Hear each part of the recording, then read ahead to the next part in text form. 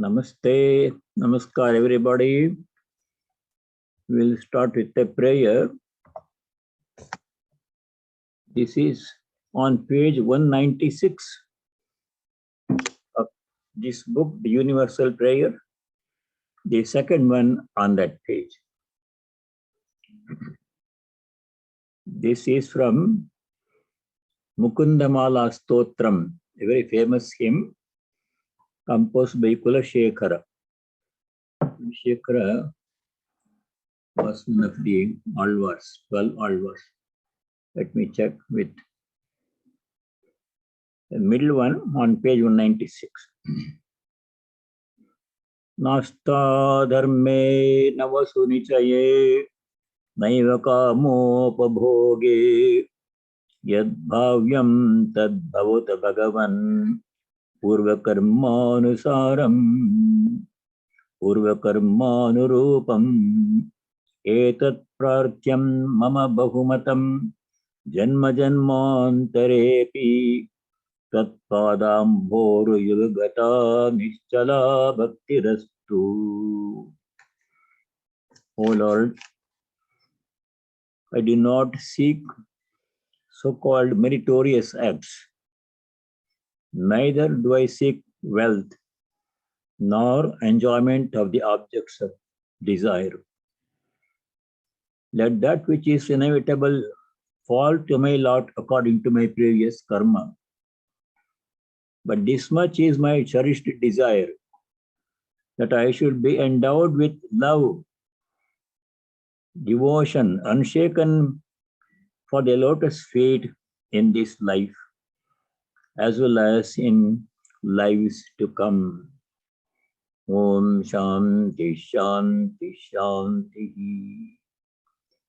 When we pray to God, the only thing we should ask for is devotion to God. This is also what Sri Ramakrishna said.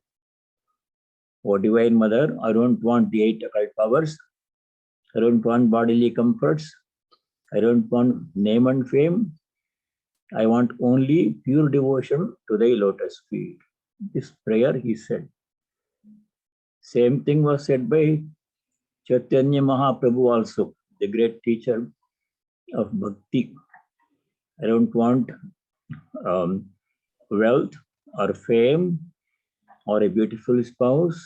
Nadanam, najanam, nasundarim kavitam ma jagadesha kamaye. Nor do I seek literary ability to write poetry. In all my births, mama janmani janmani janmani tvayi jagadesha ahaituki bhakti bhavatat. May I have pure devotion. That is what this Kulashekara, one of the alvars, 12 alvars, Vaishnava saint. So same prayer. Let us seek only pure devotion from God. If you get devotion, knowledge will come. Self-knowledge also will come. If you get one, you get the other also. Buy one, get one free. Seek always devotion, knowledge will come. This is what Sri Ramakrishna said. So that's a very beautiful prayer. Now let us start our study with the 16th verse of chapter 13. So far, let me go back and take a what you call Simhavalokanam. There's an expression called Simhavalokanam. Simha means lion. When the lion moves in the forest, every now and then it stops and looks back the area, territory it has covered. That means reviewing of what we have studied so far before we take a new step. This is a good time to do that one. Simhavalokanam. It's a nice expression. In our study, we have to do Simhavalokanam every now and then. Every now and then we should pause before we study new things. We should take stock of what we have studied so far and how it relates to what we are going to study now. In the various chapters in the Gita, Bhagavan Sri Krishna has been emphasizing one point, one of the many points that he emphasizes is there are three things to be understood. One is the Supreme Lord, Creator, Bhagavan, Ishvara. We call him Ishvara, personal God. Brahman is supreme reality. He does not get involved in any action. No creation, maintenance, destruction, nothing. Brahman is pure consciousness. But with Brahman's power, Maya, Ishvara, the personal God, he does the creation, the processes of creation, maintenance, and dissolution. So first thing you have to notice is there is a personal God. There is God, one thing. But that's not all. We see the world also. In this world that we are seeing, all so many different kinds of beings are there. Human beings, animal beings, non-human beings, nature, everything is there. All of those things have, each one of those things that we see in this world, human or other, have two parts in them. They're all made up of two parts. One part is the visible, physical, material part. We are familiar with that, physical body. Annamaya kosha, pranamaya kosha, manomaya kosha. Mind also is a part of the body, subtle body. Gross body, subtle body. That is not all. Our body mind does not exhaust our personality. We are more than that, much more than body mind. The visible part is only a small part. The bigger part, which is not visible, is the consciousness part within us. We are not merely inert physical beings, we are conscious beings. So there is consciousness in each one of us. That's how we are able to function. If there is no conscious element, only physical part, then it's like inert body, any other body, it just stays there. We are conscious beings. That consciousness part within us is the presence of God within us. So these three things are there. Supreme Lord Ishvara, individual being consisting of two parts, physical, conscious, spiritual, physical, spiritual, material, spiritual part. So these three things are there. So these were described first in the 7th chapter. Go back a little bit, review. 7th chapter, verses 4 and 5. There, Bhagavan Sri Krishna said, the apara prakriti and para prakriti. Two parts are there in nature, in all beings. Apara prakriti is a review of old information. It's not is irrelevant, but if you don't want to, if you want to skip it, it's okay too. But to get a perspective, 7th chapter, all beings are made up of two parts: para prakriti, apara prakriti. So 7th chapter, verse number 4. The apara prakriti means the physical material part. It is made up of 8 subdivisions, 8 parts.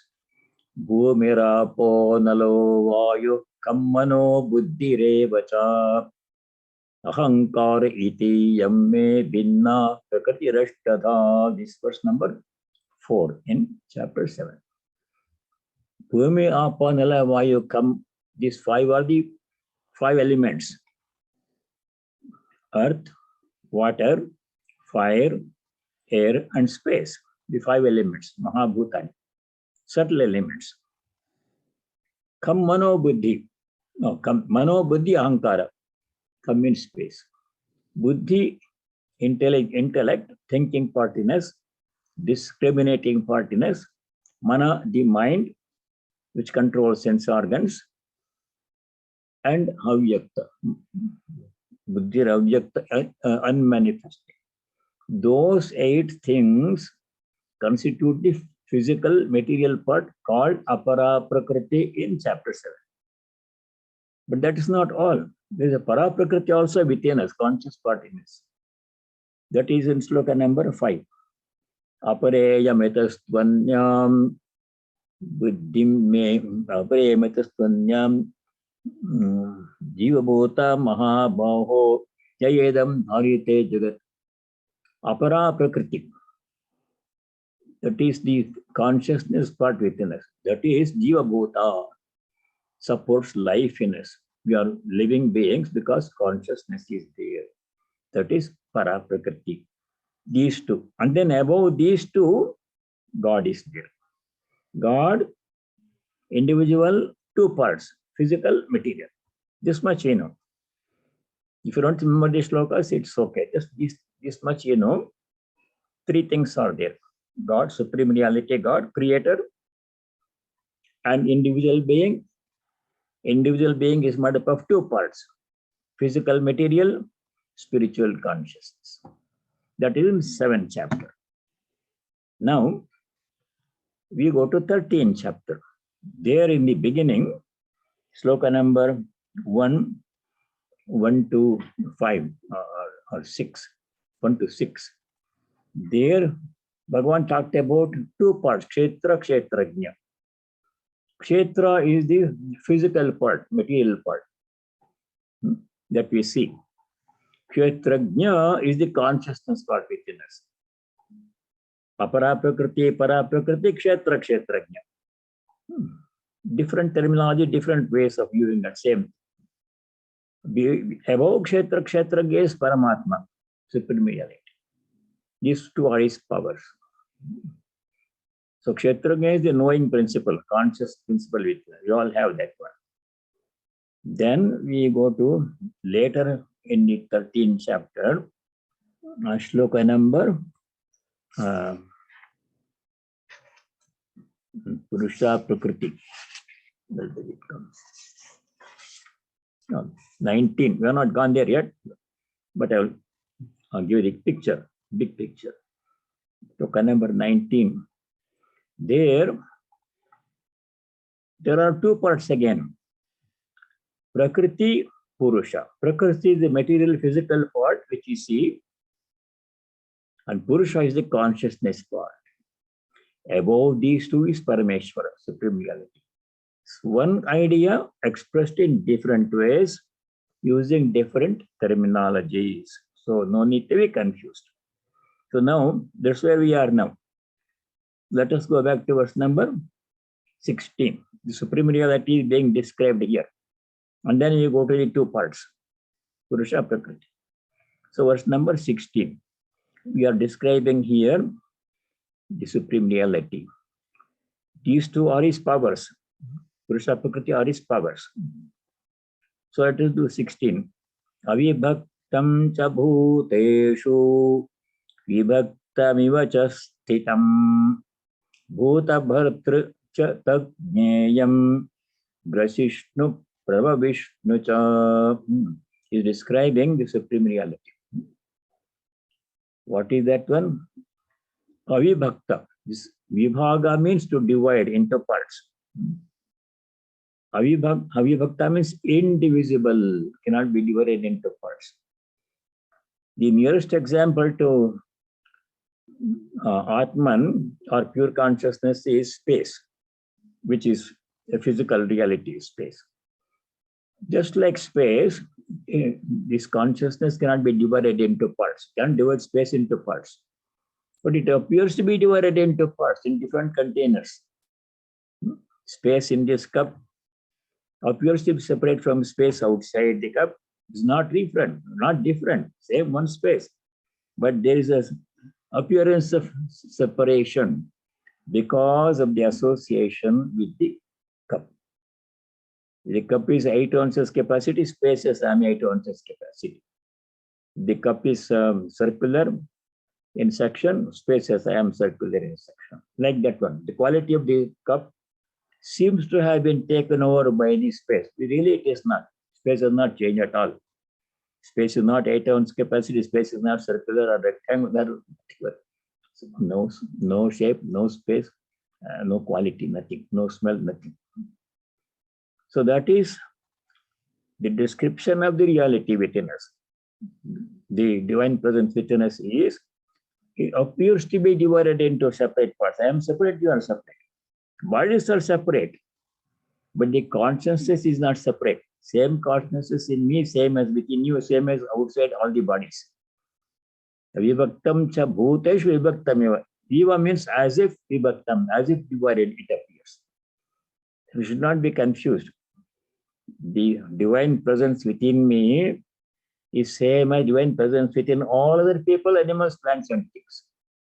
Only one divinity present in all, but appears to be separate, separate, separate because of association with individual bodies. Bodies are necessarily separate.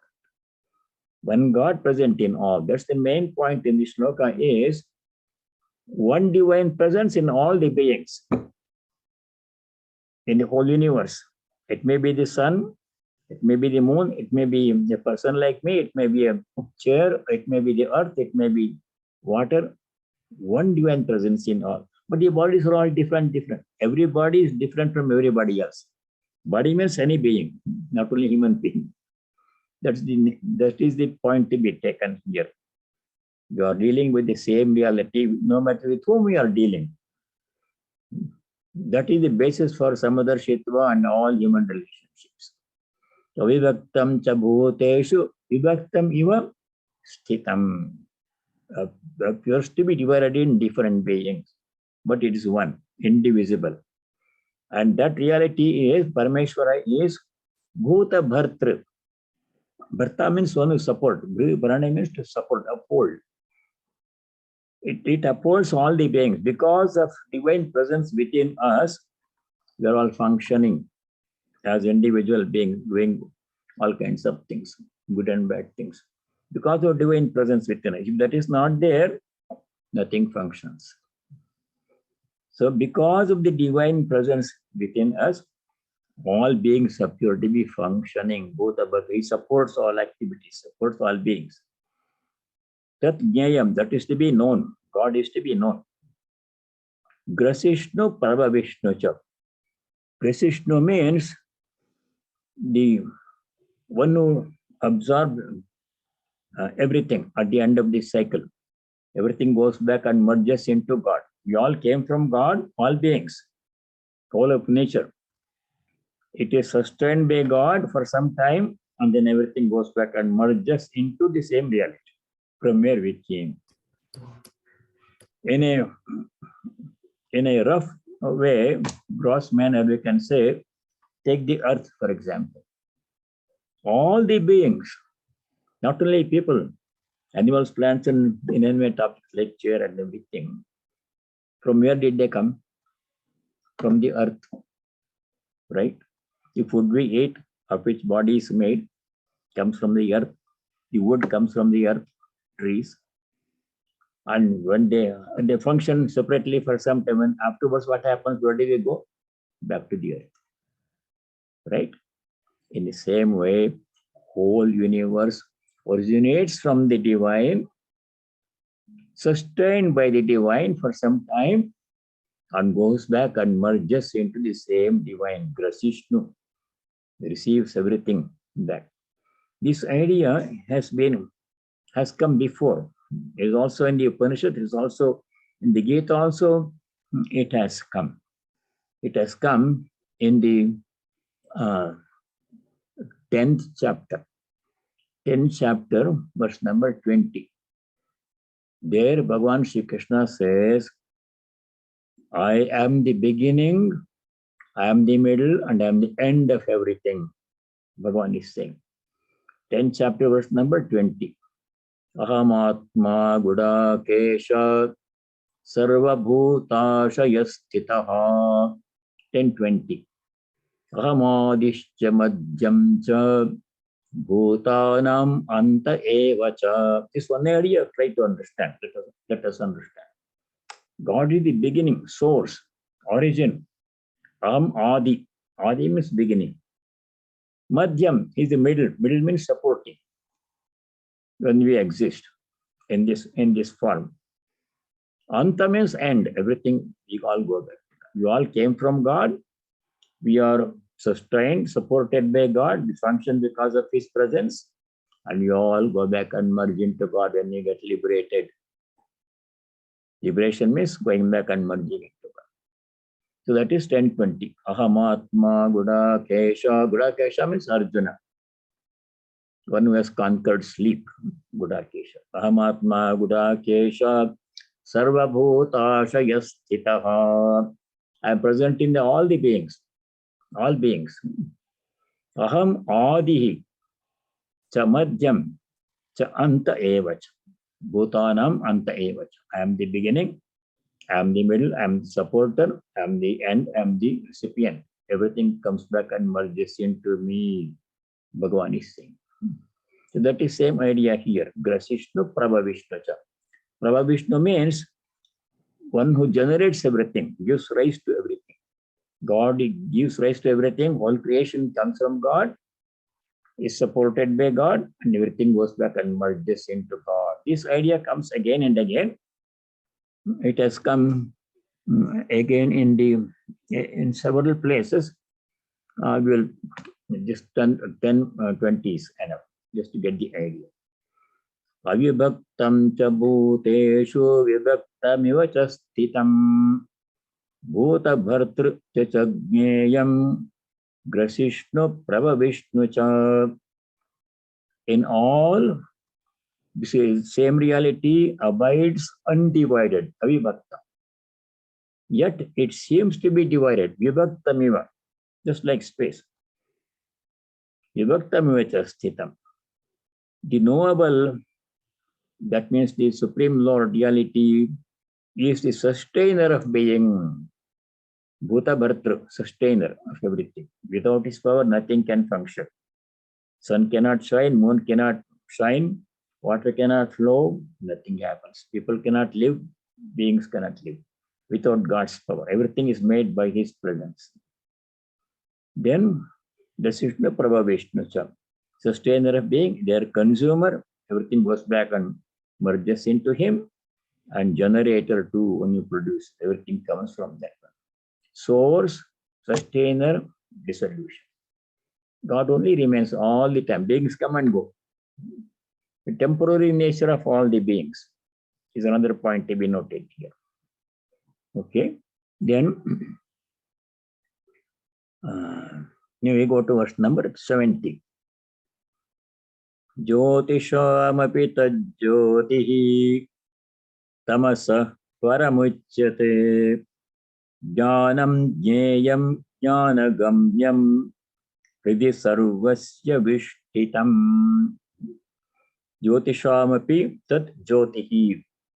Jyoti means light. Jyotisham means of all the sources of light. There are different sources of light. The immediate source of light here right now is the electric light. The tube light provides light to us. But that's not the final one. If you go outside, there is sunlight during the day. At night, there is moonlight. Sunlight, moonlight. So beyond that sunlight and moonlight, the light of God. From where does the sun get its power to produce light and heat? From where does the moon get its power to translate the blazing sunlight into cooling, soothing moonlight? From where does fire get its power to burn? All from the same source. Same source from where we individuals get our power to do our small things. Our ability to speak and do and talk and do things, all comes from the same one source, from where sun gets its power. Only one source of God. So that is the divine power. Jyotishamapi tad jyoti. That's the light of all lights. The light of all lights. Jyotishamapi tad jyoti. Tamasaha param. Tamas means darkness. Tamas also means ignorance. Ignorance of our true nature is tamas. Tamas also means the sattva rajas tamo guna. We'll study that in the next chapter. Tamasa here means darkness. Tamasa paramuchyate, beyond darkness. That is the Supreme Lord being described here.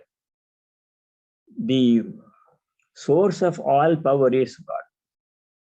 There is a nice conversation in one of the Upanishads. A teacher asks a student, this question to teach him this point that God is the ultimate source of all light. The teacher asks the student, what is the light with which you are saying now? The student takes the kerosene lamp. Those days there was no electricity. Kerosene lamp. And the teacher says, what happens if the lamp is turned off, put off? Then he says, sunlight. What happens if the sunlight is not there at night? The student says, moonlight. What happens if the moon is also not there during one half of the month? Dark night, you can't see the moon. Then what happens? The stars give a little bit of light in the sky. What happens if the stars are also not there? Can you still see? Student says, yes. What is the light that with which you can see when the stars are also not there? Is my mind. If I'm sitting in a very dark, closed room, no light at all, and I can still see in my mind, this is my hand, this is the table in front of me, I can feel it. So mind is the light. Supposing the mind is also not functioning, what is the remaining? Divine light is there. The ultimate light of all lights, source of all lights, that makes everything shine, all other objects shine, is the power of God. That is explained in several places in the Gita and in the Upanishads. God is the ultimate source of all light. Light means all power, knowledge, everything. Supporting force, power, supporting power. In the 7th chapter, Sloka number 8. I'm frequently going back to old chapters because I want you to not forget the earlier chapters. Something that we studied. 7th chapter, verse number 8. There, Bhagavan Shri Krishna says, Rasohamapsu kaunteya prabhasmi shashi suryayo. Clearly he says, Apsu, apaha means water. Apsu means in water. Rasa aham, the essence of water, life supporting essence of water is God's power in water. Without food we can live for some time, but without water we cannot live.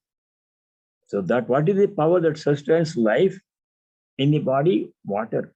Where does the water gets power to sustain life? From God. God's power in water. That is Rasoam Apsu Kaunteya. Shashi Suryayoho Prabha Asmi. Prabha means brilliance, brightness.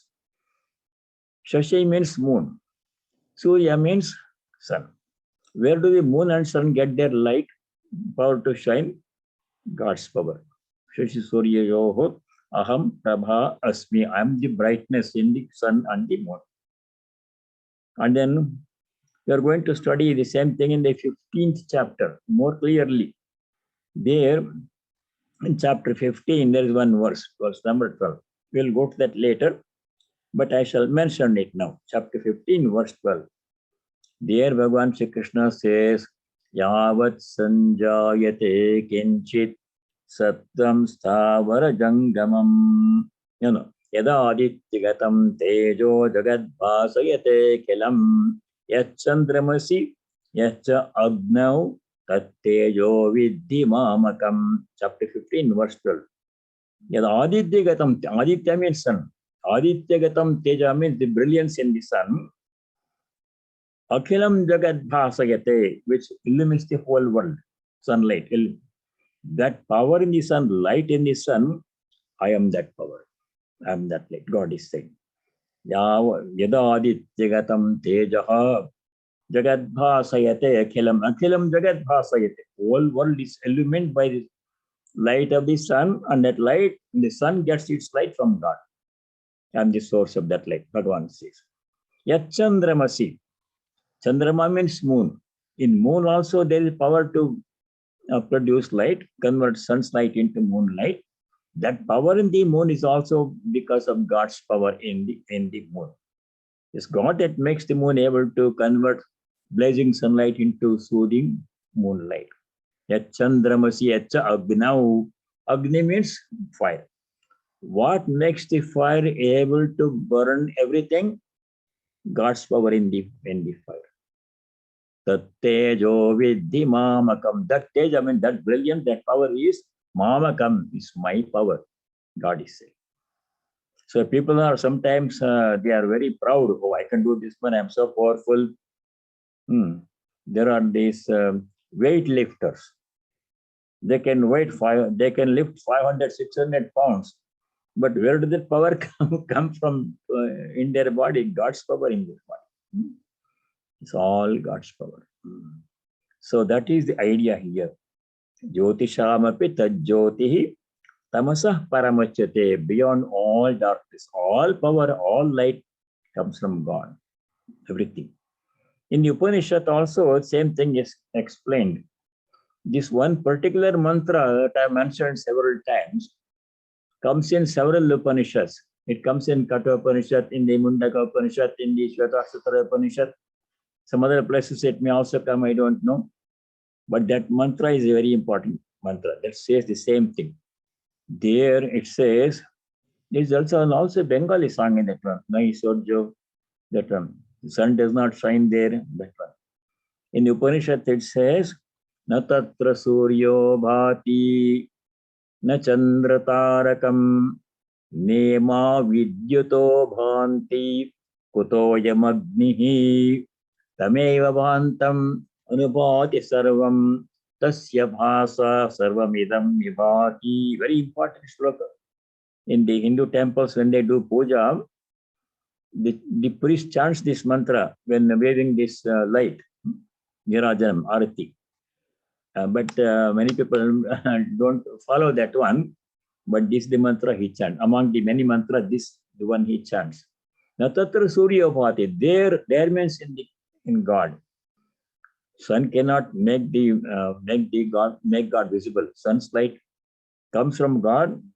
Sun's light cannot eliminate God. Sun's light is because of God's power in the sun. Chandra Tarakam. This moon cannot eliminate God. God gives the moon the power to eliminate other things. Taraka means the stars cannot shine. Nema vidyuto bhanti. Vidyut means the lightning. Tremendous light comes in very short time, for a second. That is also God's power. Nema vidyuto kuto yamagnihi. From where does Agni, fire, get its power to burn? From the Lord. From the Lord. Tameva bhantam. When he is shining, anubhati sarvam, everything shines. Because of God's presence, everything functions, everything shines. People do things, animals live, plants live, earth rotates, sun shines, moon shines, fire burns, rivers flow, crops grow. All these things happen because of God's power, one source of power, making everything possible in the whole universe. That power is within each one of us. And that is what we have to recognize. It's God's power in us that makes us living beings and able to realize God. It is that power within us which makes it possible for us to know God. Without that, we cannot do anything. Forget about God realization. God gives us the power to realize Him, our oneness with Him. That's the ultimate goal of human life. That comes from God. Jyotishamapi tajyotis tamasah paramachyate. That Jyoti, that ultimate light, light of all lights, is beyond the domain of darkness. No darkness can go there when there is light. Jnanam jneyam jnanagamyam. That is knowledge. Jneyam, jnana means knowledge. Knowledge of God is true knowledge. Jneyam, God is knowable. Jnana is something that is to be known. There are many things to be known in this world.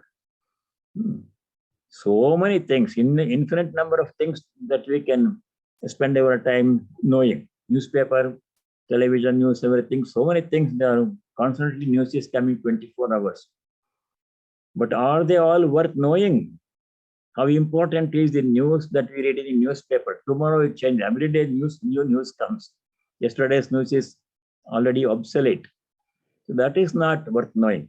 Very temporary importance, worldly news. The real object of knowledge is God. If you know everything about the world but nothing about God, then you have wasted our time. If you know God, and even if you don't know anything about the world, that's okay. We don't have to know everything about the world. It's a very temporary knowledge, and object of knowledge itself is changing every moment. There's nothing permanent about it. That is aparavidya. Paravidya, knowledge of God, is the true knowledge. That is He. Jnanam jneyam jnanagamyam, accessible through knowledge. God has to be known and experienced. Not reading about God in the books or listening to somebody's lecture about God, but one has to know God how? Only by one's own experience. If somebody experiences God, that will not help me. It may help me in indirect way. God-realized souls can help us to realize God, but I have to experience it myself. It's like hunger. If somebody eats food, my hunger will not go away. I have to eat food myself. God realization is like that. Every one of us has to realize God in our own lives. If somebody else does it, that is indirect help. They help us, but I have to realize God myself. Jnana gamyam, to be known by knowledge of God, paravidya. Last part is chapter, the verse 17 we are doing. Sarvasya hridi vishtitam, present in the hearts of all. God is present in the heart without any exception. Even those people who don't believe in God, who say that there is no such thing as God, in them also is present, but they are not aware of it. A time will come and they will become aware of it. It's a matter of time. Eventually, everybody has to know God, because that's our true nature. No matter how long we postpone that knowledge, it will eventually we have to. Our destiny is to know God. Each one of us is destined to know God. Some in this life, some may postpone it to next life or next life or next life, but eventually that's our destiny. We have to know God. Better, sooner the better. In this life is better. And Sarvasya Devi Vishtatam, present in the hearts of all. Very important point. Whomever we are seeing or dealing with, we are dealing with God. Or whatever object you are dealing with, you are dealing with God. Inanimate objects too. That is why we have to practice samadarshitva, same-sightedness, and virtues like compassion and love. But when practicing this, you have to be careful. A wicked person, we should not get too close to them, because they don't believe in these things. God is present in them, but the time has not come for them to know God. He remains hidden. Ignorance is covering up the presence of God. But in holy people, saintly people, God's presence is clearly visible. Even if you go to such a person, in their vicinity, their ambience, that is enough. They don't have to say anything or do anything. We feel the joy and peace, spirituality that they constantly radiate, spontaneously radiate, without saying anything or doing anything. If you go to a person, like for any of the disciples of Sri Ramakrishna, such a person, if he were there, if you went to them, you would feel totally peaceful and joyful. No need for any question, answer, or retreat or lecture, nothing.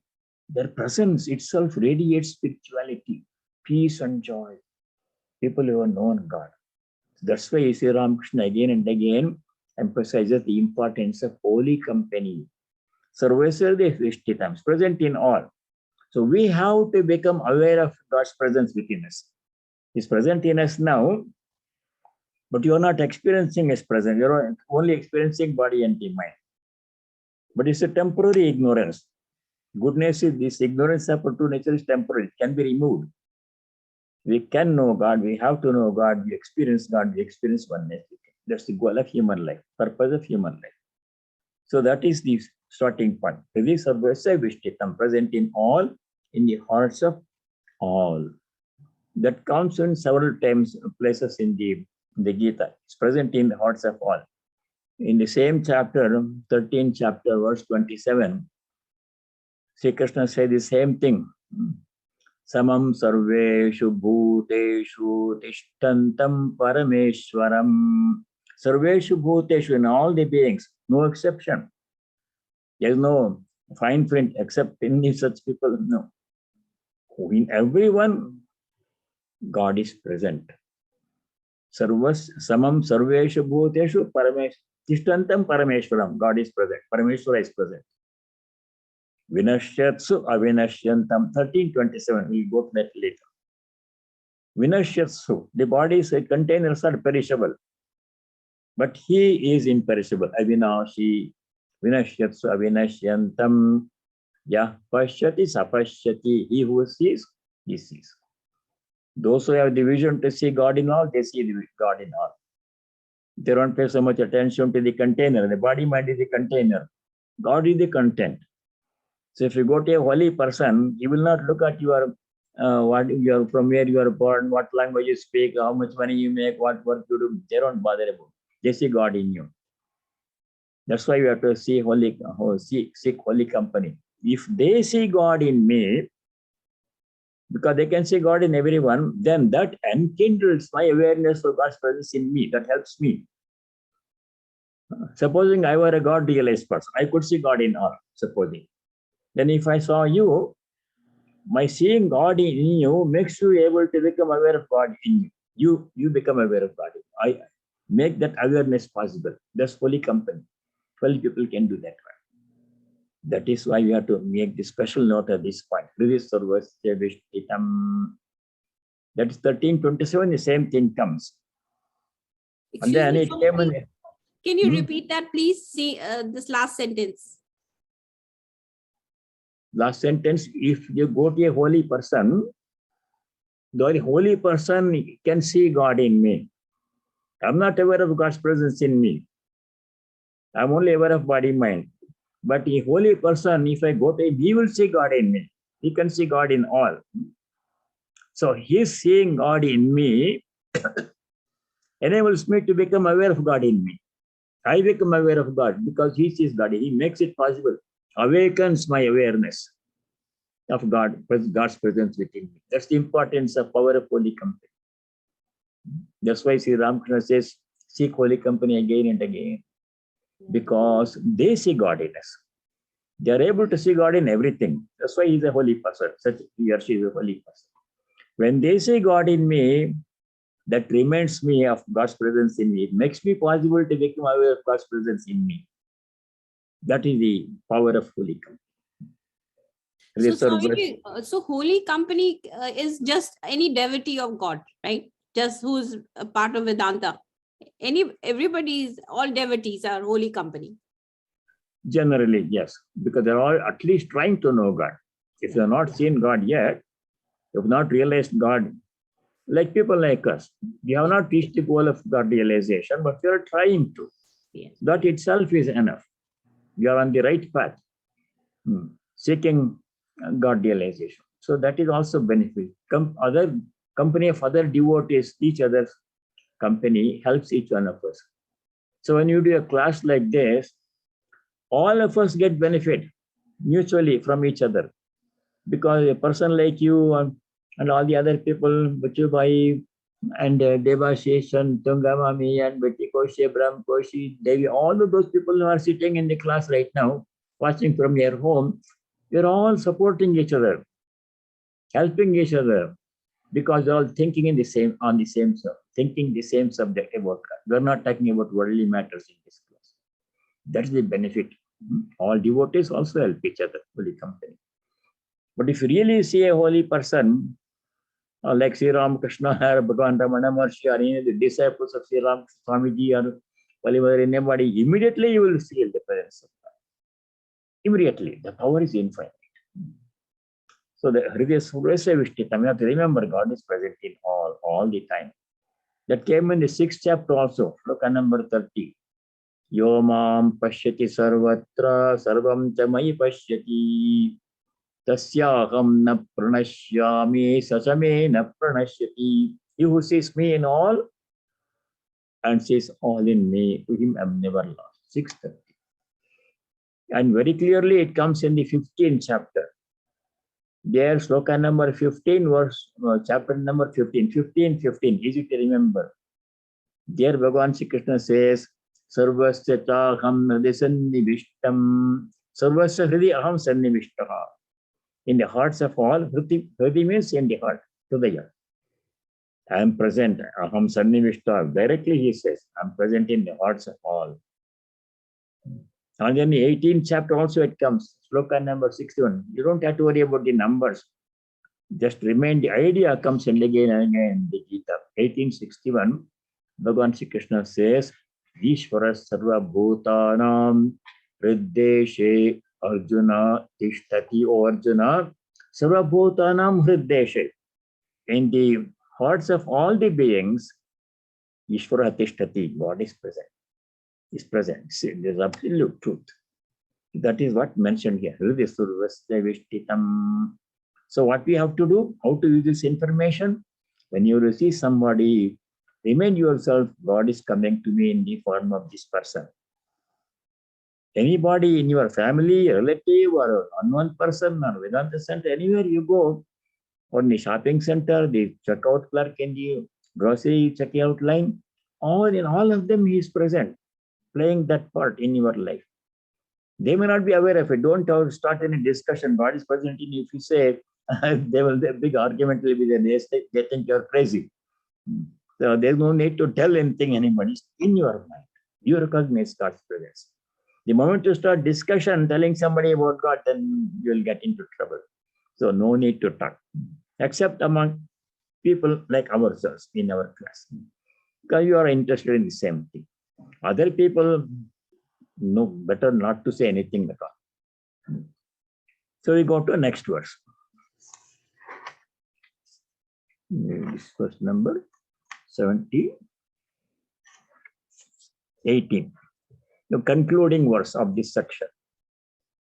Iti kshetram tatha jnanam jneyam choktam samasataha madbhakta etad vijñāya madbhāvāyopapadyate.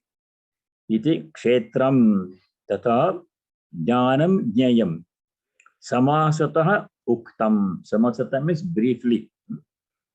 So far, Sri Krishna has briefly described several things in this chapter.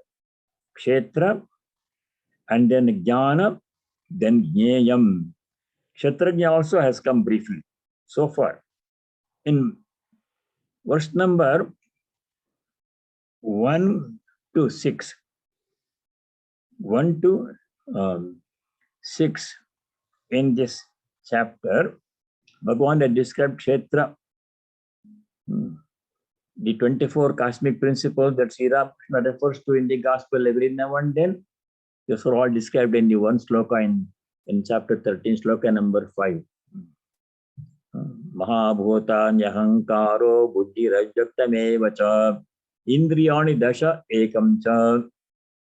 These 24 things constitute Kshetra. That is sloka number 5. So Kshetra was described. Kshetrajna was briefly mentioned in the second sloka, 13th chapter. Kshetrajnam chapi mam vidhi sarva kshetreshu bharata. Quickly, briefly, Sri Krishna said, sarva kshetreshu, in all the bodies, kshetra means body, in all the bodies, mam kshetrajnam vidhi. Vidhi means no, understand, samajho. Know me to be the indwelling spirit, kshetrajna. One kshetrajna present in all the kshetras. Kshetras are many, bodies are infinite in number. But kshetrajna is only one. One God present in so many beings. Important point to be noticed. We are all different people. Physically, we have to be. But spiritually, we are all one. Same divine presence is present within us all. That is important. That's kshetrajna. That was 1 to 6. 7 to 11, Jnanam was described. Jnana means the science of self-knowledge, virtues to be practiced to gain self-knowledge. Amanitvam, adambitvam, ahimsa, kshantirar, javam, like that one. 20 virtues we studied in detail. Sloka numbers 7 to 11. Then 12 onwards, Jneyam, description of God, the ultimate reality. So far, until 18, we finished that description. Ultimate reality present in all, one reality present in all, appears to be divided into different parts, really indivisible. Like that, all that is description of ultimate reality. Kshetra, Kshetrajna, Parameshwara. Three things were described so far until verse number 18. Now a new topic begins. Verse number 19 onwards. 19 to 23. 5 slokas. They deal with another view. Prakriti, Purusha. This is according to Sankhya philosophy. Different views are given. Truth is one, but different ways of seeing that one, different views, perspectives. Just like Himalaya mountain. Himalaya mountain is one object, right? But it appears to be different from whenever if you see from different perspectives. If you take a picture of Himalaya from the Indian side, then you get one profile of the mountain. If you go to Nepal and take another picture of Himalaya, you get a different profile. If you go to China and take another picture of Himalaya, you get a different profile. If you go to in a plane, helicopter and take a picture, you get a totally different profile. It's all one mountain, but looking up, depending on the perspective from where you are looking at it, you get a different picture. So all these are different ways. Prakriti, Purusha, Para Prakriti, Apara Prakriti, Kshetra, Kshetrajna, Kshara, Akshara. These are all different ways of trying to know one thing. Namely, there is one reality, Parameshwara, and all the beings, each being has two parts in it, perishable, imperishable, physical, material, and spiritual conscious. This all we have to know. So let us go to Sloka number 19. We'll begin that one. I'll continue next time. Prakritim Purusham Chaiva Vidyanadi Gubhavapi Vikaramscha Gunamschaiva Vidhi Prakriti Sambhavan. Different view. It's called Sankhya view. Vedanta Sankhya are kind of mixed up in the Bhagavad Gita. Prakritim Purusham. Prakriti means, general meaning of Prakriti is nature. Nature means all the things we see, mountains and rivers and earth and sun, all this is nature, right? Air and everything. Prakriti, physical part. Purusha means a conscious part within us. In each one of us, God is present, and that God's presence is called Purusha, individual Purusha. There is Purusha means conscious part of divine presence present within us all, each one of us. So according to Sankhya, Purushas are infinite, as many Purushas as there are bodies. But eventually they're all one, only one Purusha is there. Just like space and different containers appear to be different, separate, different qualities depending on the quality of the part, size and shape and function and name. But space is all one, indivisible, appears to be divided. Like Purusha is like that.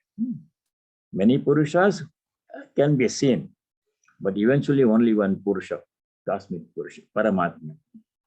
Prakritim Purusham Chaiva. Prakriti roughly corresponds to Kshetra. Purusha corresponds to Kshetrajna. Physical part, consciousness part, spiritual part. So Prakritim Purusham Chaiva Vidhi Anadi Ubhavapi. Ubhav means both of them, Prakriti Purusha. Both of them are Anadi means beginningless. They've always been there. When did this whole universe begin? Scientists say something called Big Bang. One moment everything exploded and things began.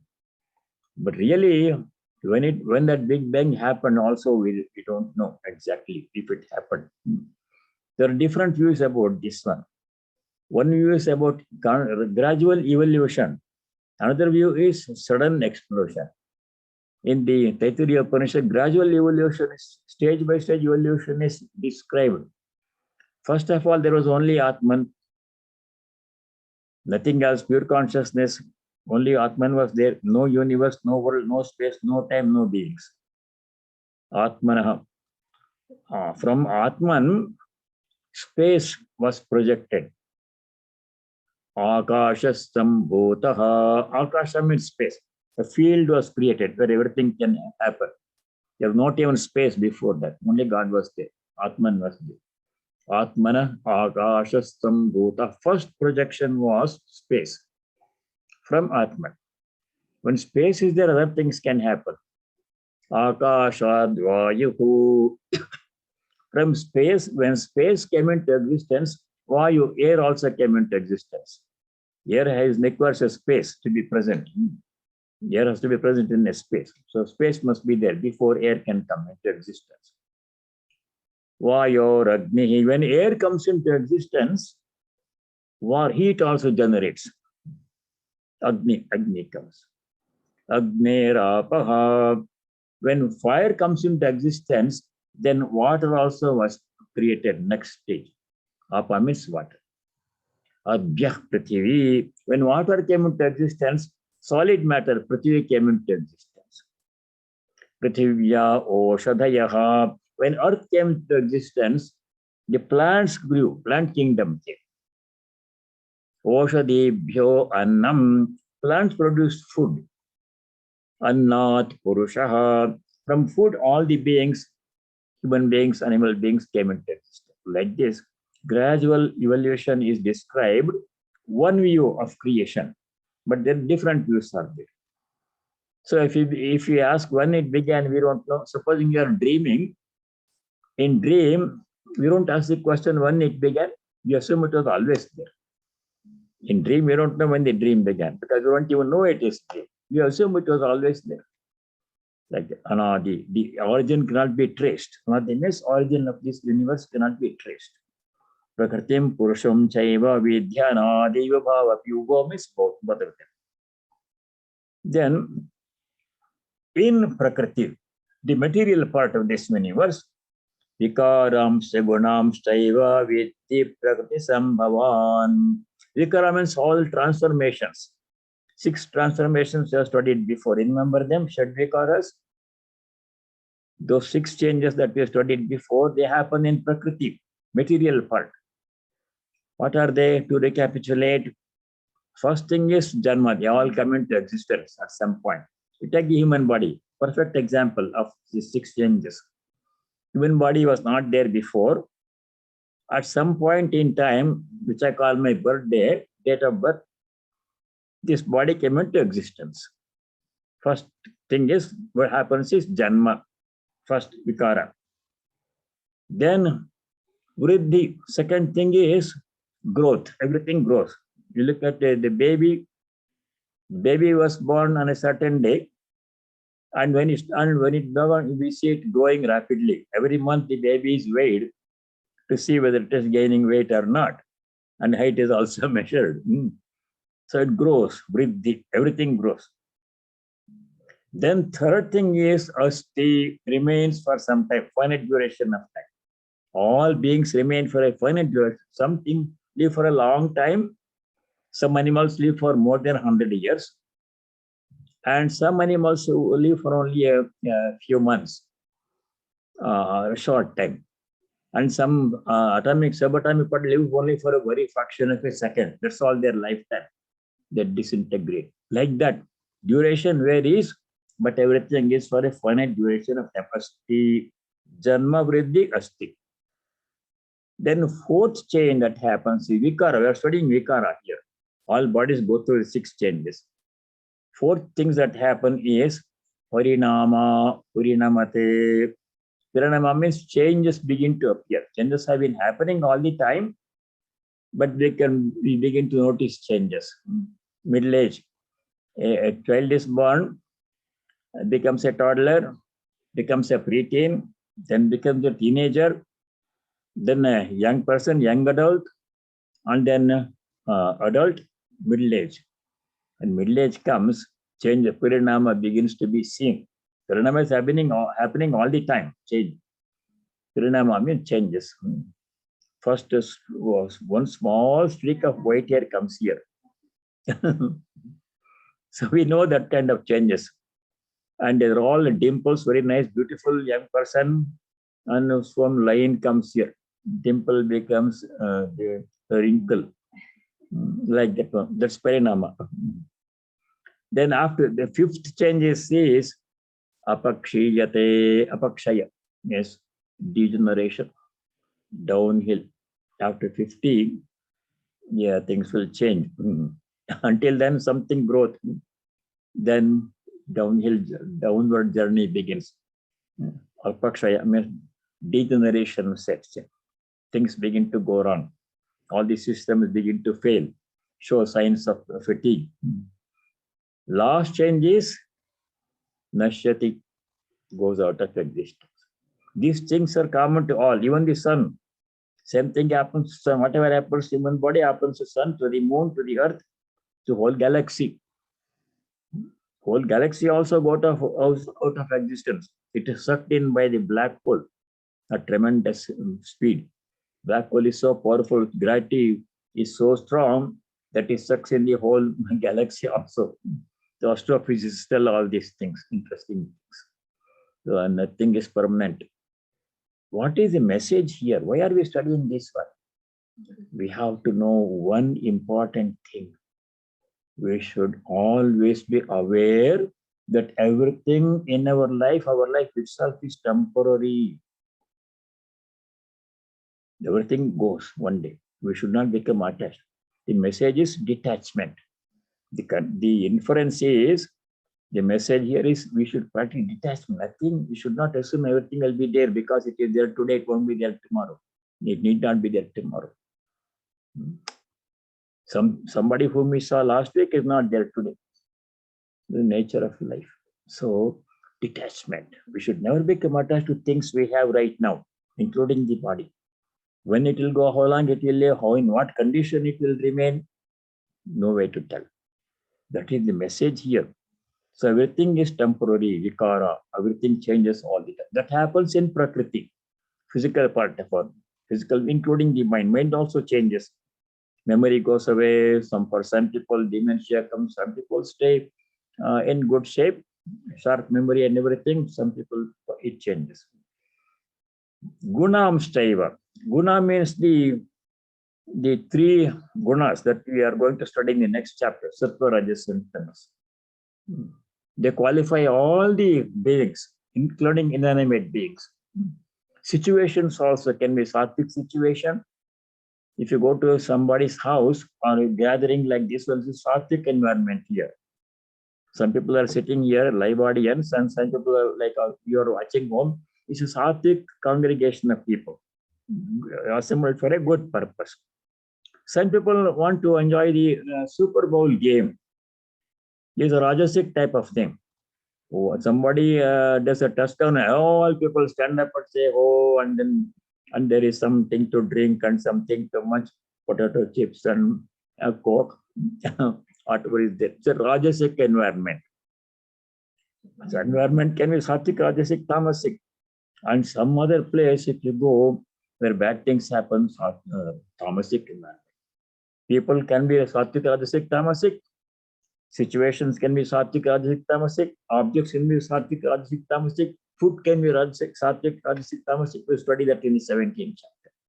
So these are all guna. All of these gunas and the six changes and pain and pleasure, they all happen where? Prakriti Sambhavan, in the physical part of our personality. Where do we feel the pain? In the mind. Where does it start? In the body.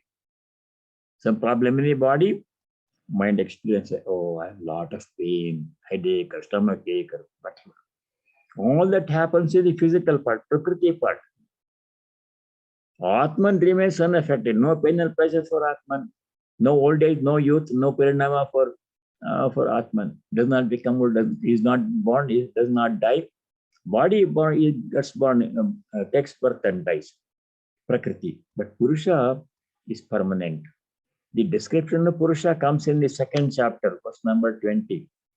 Najayate mriyate va kadachit nayam bhutva bhavita va na bhujaka ajo nitya shashvatoyam purano nahanyate hanyamane sharire. Last part is important. Sharire hanyamane, when the body dies, physical body dies, atmana hanyate. Self does not die, it remains forever. Eternal. Is same as God. God is same as God. No. Eternal, infinite. No change. No coming, no going. No change. That is our true nature.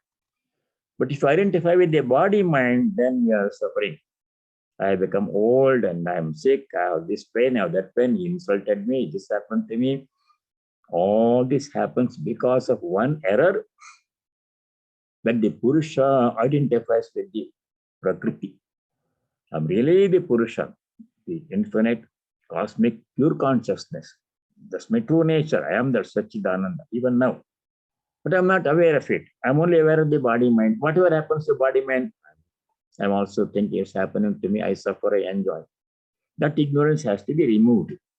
In order to do that, this idea, this information is given here. We are all Purusha, not Prakriti. But association is there, Purusha Prakriti. That's why confusion comes. So let us continue this next time. Purusha Prakriti. All this information is given to us here because we have to know that our true nature is infinite, eternal, pure consciousness. Aham Brahmasmi Satchidananda. We are that. And you have to experience it in this life. Simply knowing it theoretically will not do. You have to know, experience your true nature. In order to do that one, this information is being given here. So let me say the closing prayer. Om Sarve Bhavantu Sukhina Sarve Santu Niramaya Sarve Bhadrani Pashyantu Ma Kaschid Dukkha Bhag Bhavet. Om Shanti Shanti Shanti. Om. May all be happy. May all be free from diseases and other problems. May all practice and no one practice what is noble, dharmic, and auspicious. May no one be subject to misery. Om peace. May there be peace and joy in our hearts. Ajatmika Shanti. May there be peace and harmony amongst all beings. Adi Bhautika Shanti. And may there be peace everywhere in nature. Adi Daivika Shanti. Hari Om Tat Sat. Sarvam Sri Ramakrishna Arpanamastu. All of you stay well, and if you have questions or comments, we can take a few minutes. Pranam Maharaj. Thank you. Namaskar. Kamal Chaudhary had a question in the chat. Do you want to ask it, Kamal? Pranam Maharaj. Okay. His question was, Swamiji, what does Gudakesha imply? Does Arjuna never fall asleep similar to insomnia? He had controlled sleep. That means whenever required, he could stay awake for a long time. Gudakesha. Gudaka means sleep. Isha means one who controls a lot. So that some people have that ability. For example, the medical residents, they have to work 24-hour shifts. They can't afford to fall asleep when they are treating patients. So they have to develop that ultimate ability to remain, to control sleep when required. That ability Arjuna had. He could go for a long time without wanting to have to sleep. That's one of the qualities of it. The next question is, Swamiji, when we recollect memory from past or imagine something in our mind for future, is that also Atma Jyoti? Atma Jyoti means the light of self within us makes everything possible, including remembering, forgetting. That comes in the 15th chapter. Because of divine presence within us, we are able to remember old things, and some things also go out of memory. All happens, everything in our body, mind happens because of God's presence, Atma Jyoti, present within us.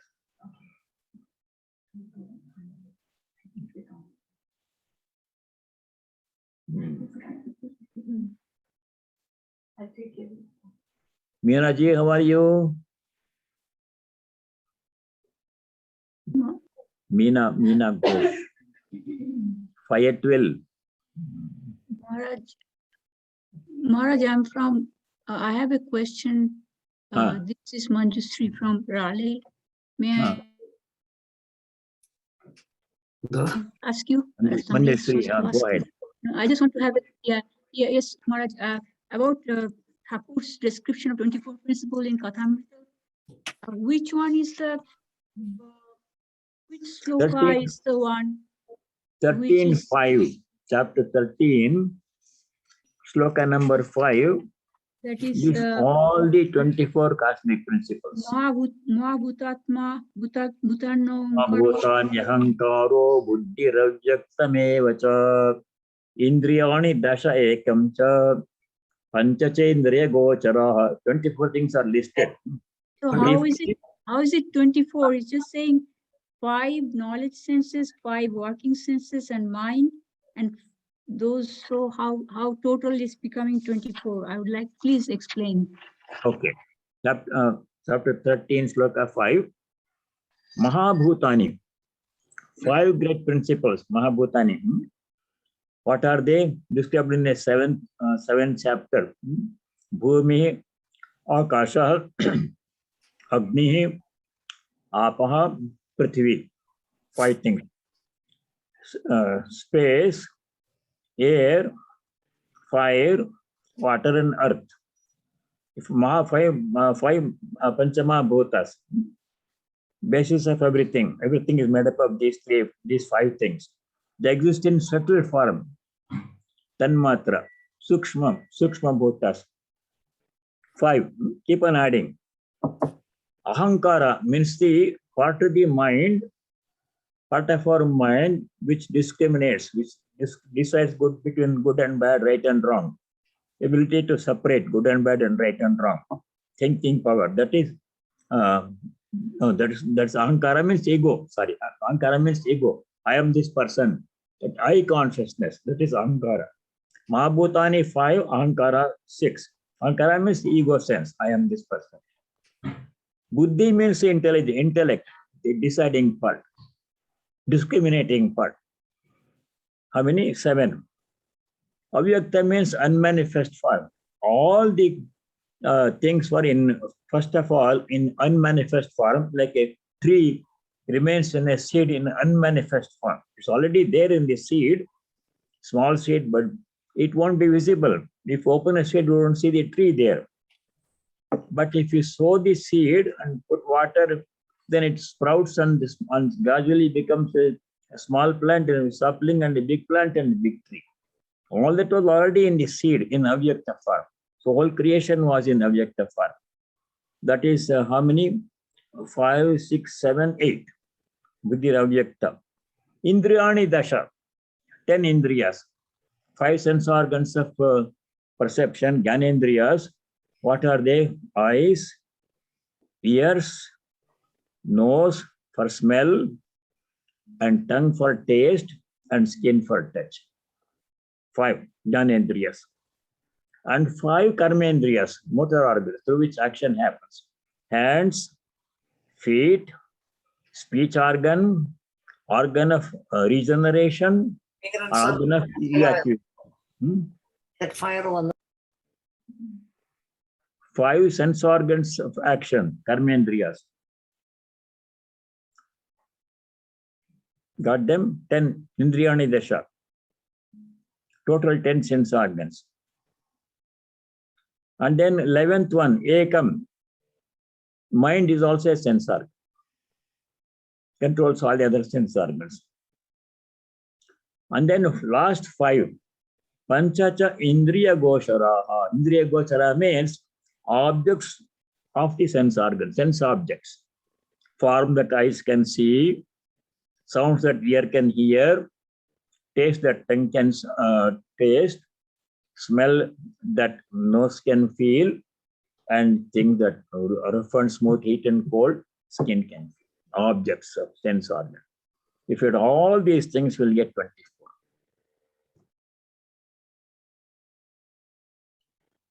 24 cosmic principles. Everything is made up of these 24 cosmic principles. According to Sankhya philosophy. This is what Sri Ramakrishna says. Divine Mother herself has become the 24 cosmic principles, he said in the Gospel. All this is God alone appearing as the universe. Who else is there? But he is being seen by us as the universe. When the vision clears, What appeared as universe appears as God. Only who Brahman, God was there. I thought I was seeing the world, other people, good, bad, pain, pleasure. Only he was there. So it looks Example they gave is rope was there, it was being seen as a snake. Snake causes fear. But it's a misperception. There is no snake, but I'm seeing this snake. What was there?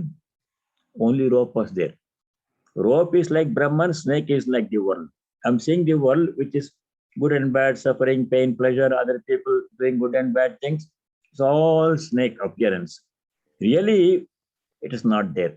What is there? Rope is there. Rope is like Brahman.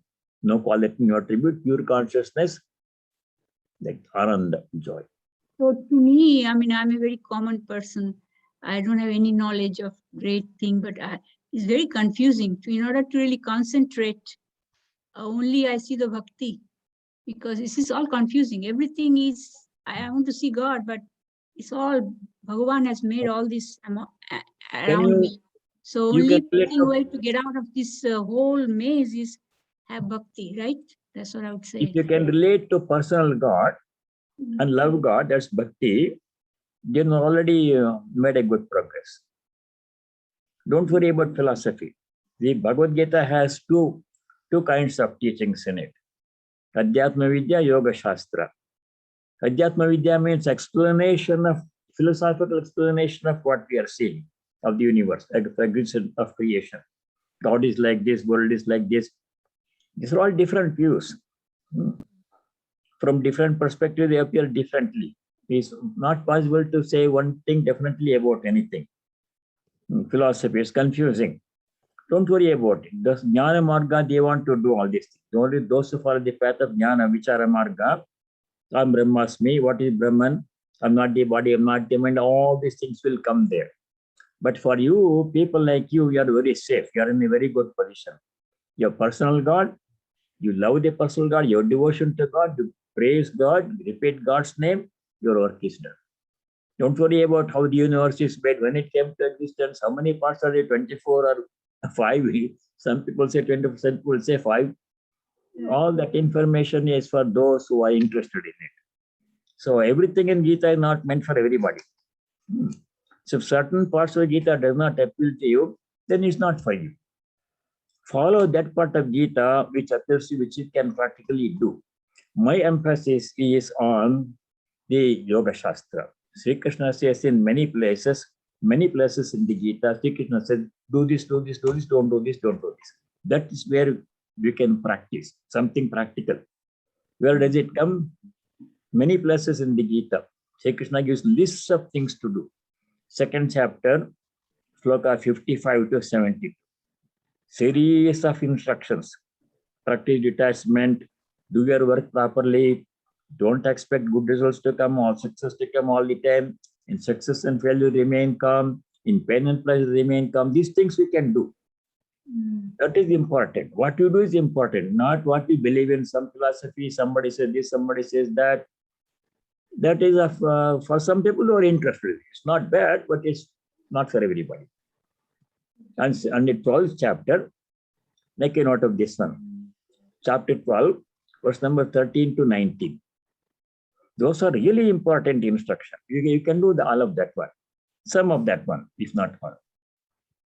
Chapter 12, verse sloka number 13 to 19.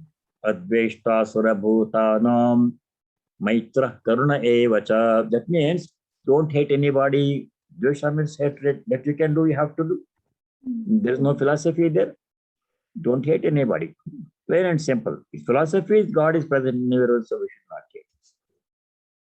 Maitra, being friendly towards people. Karuna, being compassionate towards people and animals, those who are in trouble. Like this, these things we can do actually. We have to do. Those are important things for people like us. Philosophy, explanation, creation, these things are, those who are interested, they can pursue this one. It's not bad, it is there in the Gita. And another thing that is chapter 13, verses 7 to 11. Chapter 13, verse 7 to 11, 20 different virtues are given. Beginning with Amanitvam, Madambitvam, Ahimsa, Shantirartyavam, Amarita means not being proud, being humble. Ahimsa means not hurting anybody by thought, word, and deed. Shanti means practicing forbearance, forgiveness and forbearance. Arjava means straightforwardness. What we think should be same as what we say, must be same as what we do. Thinking something, saying something, doing something else is not good for spiritual seeker. These are all things we can actually do, and we have to do. Please focus on these things. If Prakriti, Purusha, Kshetra, Kshetrajna is interesting for some people, for many people, them study that one. If it does not make you not interesting to you, then don't bother too much about it. You need only a few ideas from the Gita. Sri Ramakrishna actually said this one. He said, you don't have to study all the 700 slokas in the Gita. Study one sloka, practice it, you will reach the goal. Sri Ramakrishna said that one. So all these 700 things are given there for those who different people, different interests. There are some people like this, some people like that. So it's your choice. There are so many slokas. By doing that, one of them will reach the goal. Shall I give you one sloka like that one? Yes, yes, Maharaj. Just by doing that one, only one thing, you can reach God. I can tell that, Swamiji. Which one? Sarva dharman parityajya mamekam sharanam vraja aham tvam sarva papebhyo Mokshayishyami ma shutara. That is the ultimate Charama Sloka it is called. Somewhat difficult.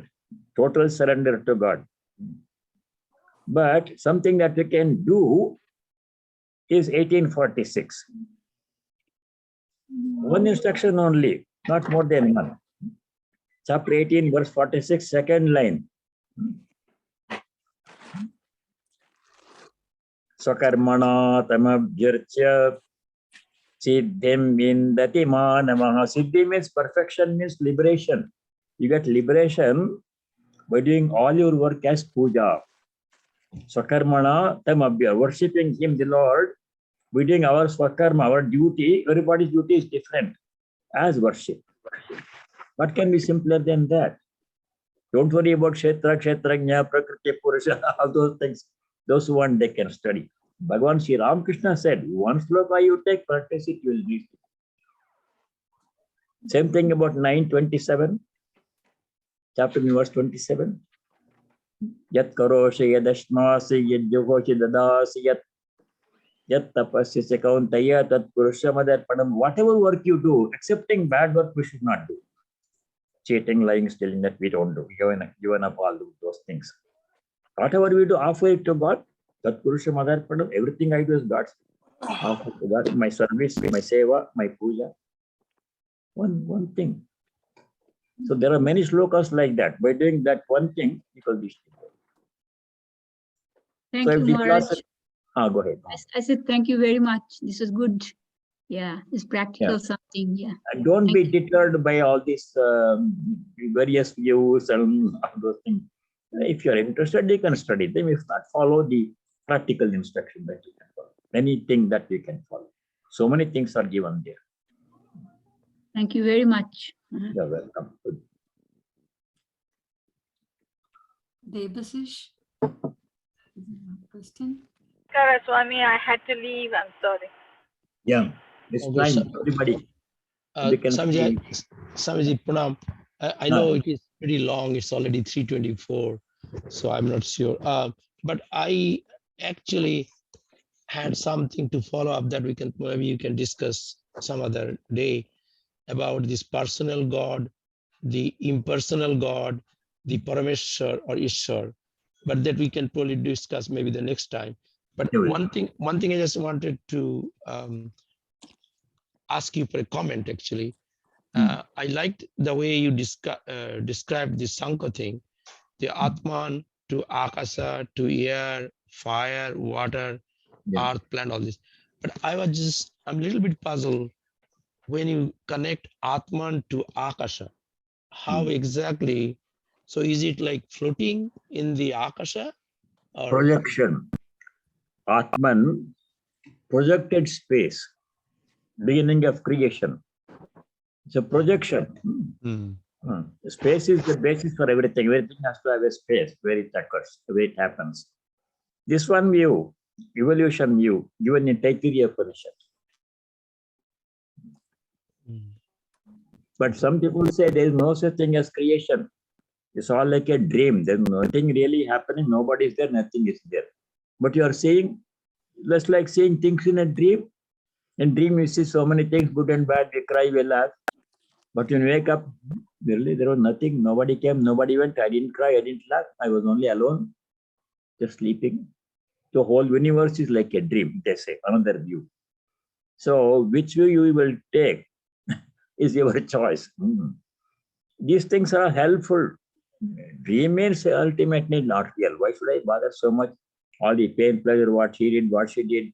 It's all like a dream. It goes away. When I wake up, when I go to the Samadhi, whole world disappears. There's nothing there. Nobody came, nobody went, nobody said anything, did anything. No pain, no pleasure. That is another view. So it depends. Okay, all of you stay well. So see you next week, God willing. Tomorrow we are celebrating Swami Vivekananda's birthday puja, 11 o'clock. It will be live streamed. If you like to watch, you can watch from home. Very good.